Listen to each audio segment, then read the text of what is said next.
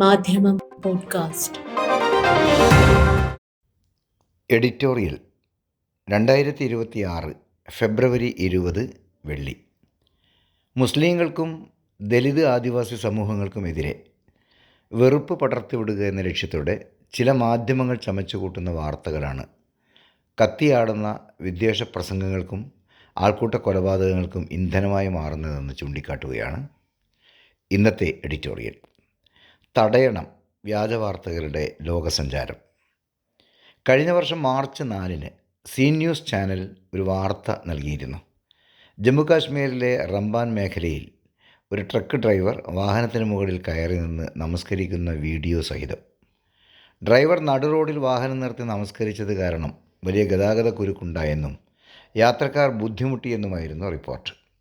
മറ്റു മുഖ്യധാരാ മാധ്യമങ്ങളൊന്നും ഇത് ഏറ്റുപിടിച്ചില്ലെങ്കിലും സീ ന്യൂസിൽ വന്ന ക്ലിപ്പിങ്ങുകൾ രാജ്യമൊട്ടുക്ക് വ്യാപകമായി പ്രചരിക്കുകയും മുസ്ലിങ്ങൾ പൊതുസ്ഥലങ്ങളിൽ ആരാധന നിർവഹിച്ച് ബുദ്ധിമുട്ട് സൃഷ്ടിക്കുന്നു എന്ന നെറേറ്റീവിന് ശക്തി പകരുകയും ചെയ്തു. ഒരാഴ്ചക്കകം വസ്തുതാ പരിശോധനാ വെബ്സൈറ്റായ ആൾട്ട് ന്യൂസ് ഇതിലെ കള്ളക്കഥ പൊടിച്ചു. മോശം കാലാവസ്ഥയും മണ്ണിടിച്ചിലും മൂലം റോഡിൻ്റെ ഒരു ഭാഗം ഇടിഞ്ഞു താഴ്ന്ന ജമ്മു ശ്രീനഗർ ദേശീയപാതയിലെ റംബാൻ ഭാഗത്ത് ഈ ദിവസങ്ങളിൽ കടുത്ത ഗതാഗത കുരുക്കായിരുന്നു. കിലോമീറ്ററുകൾ നീളത്തിൽ വാഹനങ്ങൾ മണിക്കൂറുകളോളം നിർത്തിയിടേണ്ടി വന്ന സാഹചര്യത്തിൽ അതിലുണ്ടായിരുന്നവർ പലരും ഭക്ഷണമൊരുക്കൽ ഉൾപ്പെടെ വ്യക്തിഗത ആവശ്യങ്ങളിൽ മുഴുകി. നമസ്കാര സമയമായതിനാൽ ഡ്രൈവർമാരിൽ ഒരാൾ വാഹനത്തിന് മുകളിൽ കയറി അത് നിർവഹിച്ചു. സമൂഹ മാധ്യമങ്ങളിൽ വന്ന ആ ദൃശ്യമാണ് മുഴുനീള വ്യാജവാർത്ത പടച്ചുവിടാൻ ചാനൽ ഉപയോഗപ്പെടുത്തിയത്. നമസ്കരിക്കുന്ന ഡ്രൈവർക്ക് മുന്നിലും കിലോമീറ്ററുകളോളം വാഹനങ്ങളുടെ നിരയുണ്ടായിരുന്നു എന്നത് വീഡിയോ ദൃശ്യങ്ങളിൽ വ്യക്തമായിരുന്നിട്ടും അത് മറച്ചു വെച്ച് വാർത്ത നൽകിയത് കൃത്യമായ അജണ്ടയുടെ ഭാഗമാണെന്ന് വ്യക്തം. ആ നുണ വാർത്ത ലോകസഞ്ചാരം തുടങ്ങി ഒരു വർഷം തികയാനിരിക്കെ നിയമം ചെരിപ്പിട്ടിരിക്കുന്നു. സമൂഹ മാധ്യമങ്ങളിൽ നിന്ന് ലഭിച്ച മീഡിയയിലെ സ്ഥിരീകരിക്കാത്ത ദൃശ്യങ്ങൾ വാർത്തക്കായി ഉപയോഗിച്ച് വലിയ വീഴ്ച വരുത്തിയ ചാനലിന് ₹1,00,000 പിഴ ചുമത്തിയിരിക്കുകയാണ് news broadcasters and digital standard authority. Alt News പുലർത്തിയ ജാഗ്രതയും കോവിഡ് വ്യാപന പശ്ചാത്തലം ഇസ്ലാമോഫോബിയയുടെ വൈറസ് പടർത്താൻ ഉപയോഗിച്ച ചാനലുകളെ നിയമത്തിന് മുന്നിൽ കൊണ്ടുവന്ന IT എഞ്ചിനീയർമാരായ ഇന്ദ്രജിത്ത് ഘോർപടെ, ഉത്കർഷ് മിശ്ര, ജമയ്യത്തുൽ ഉലമായെ ഹിന്ദു വക്താവ് അഡ്വക്കേറ്റ് സയ്യിദ് കഅബ റഷീദ് എന്നിവർ നടത്തിയ നിയമ പോരാട്ടവുമാണ് ഇതിന് നിമിത്തമായത്. പിഴ ഉത്തരവ് പുറപ്പെടുവിച്ച സുപ്രീം കോടതി മുൻ ജഡ്ജി ജസ്റ്റിസ് AK സിക്രി അധ്യക്ഷനായ സമിതി മാധ്യമങ്ങൾക്കായി 6 മാർഗനിർദ്ദേശങ്ങളും മുന്നോട്ട് വച്ചിട്ടുണ്ട്. സമൂഹ മാധ്യമങ്ങളിൽ നിന്നുള്ള വിവരങ്ങളും വീഡിയോകളും സംപ്രേഷണം ചെയ്യുന്നതിന് മുമ്പ് അവ കൃത്യമാണെന്ന് ഉറപ്പുവരുത്തണം. ദൃക്സാക്ഷികളോടും അധികൃതരോടും അന്വേഷിച്ച് കൃത്യത വരുത്തണം. ദൃശ്യങ്ങളിൽ കൃത്രിമം നടന്നിട്ടുണ്ടോ എന്നും അവ AI ഉപയോഗിച്ച് നിർമ്മിച്ചതാണോ എന്നും പരിശോധിക്കണം.